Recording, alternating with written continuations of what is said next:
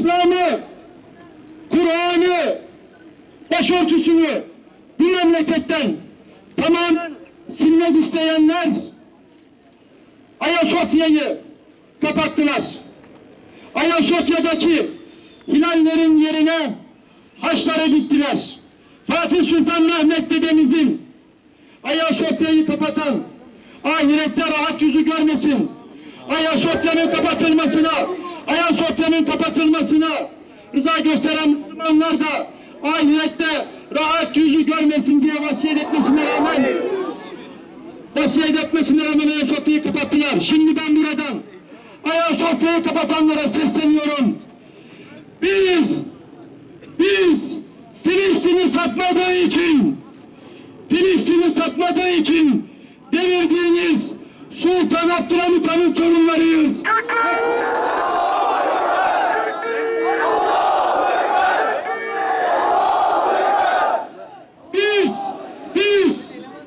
Biz Ayasofya'yı mescide çeviren, camiye çeviren Fatih Sultan Mehmet dedemizin torunlarıyız.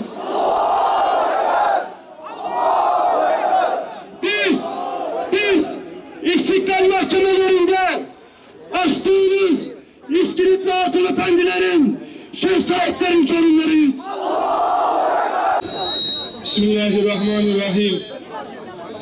Elhamdülillah. Ve salatu ve selamu ala Resulillahi ve ba'd. Kardeşlerim, Ayasofya siyasetin merkezine Sultan Fatih Muhammed Han Hazretleri'nin vurduğu bir fetih mührüdür. İzzet mührüdür. Ayasofya ve bütün mabetler İslam ümmetinin namusudur, şerefidir. Çanakkale'yi küresel güçler eski dünya, yeni dünya aşmak isterken onlar diyorlardı ki Ayasofya'ya gidecek, Sultanahmet'e gidecek, orada ayin yapacağız.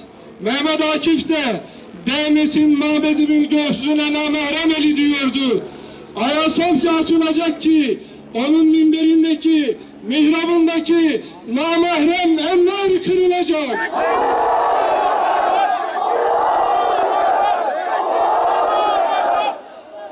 Adem kardeşlerim bu programı organize ettiler. Ağrı'dan, Hakkari'den buraya gelen kardeşlerim var. Onlar Ayasofya'ya geliyorlar. Ama içine girmiyorlar. Neden içine girmiyorlar? Çünkü Sultan Fatih Mehmet Han Hazretleri kim Ayasofya'yı bundan sonra camiden başka amaç için kullanırsa Allah'ın, meleklerin, enbiyanın, evliyanın laneti onun üzerine olsun. Şimdi kardeşlerim, Anadolu'nun mübarek evlatları Ayasofya'ya bakıyorlar. Eğer biz bu halde içine girersek yarın Sultan Fatih yüzüne nasıl bakarız kıyamette? O lanete nasıl maruz kalırız diyorlar. Anadolu çocukları abdestleriyle Ayasofya'ya girmek için mutlaka ve muhakkak açılmalıdır. Eğer sizin arkanızda küresel eşkıya varsa, dünya varsa bizim de Allah'ımız, bizim de Rabbimiz var diyor. Buradan diyoruz ki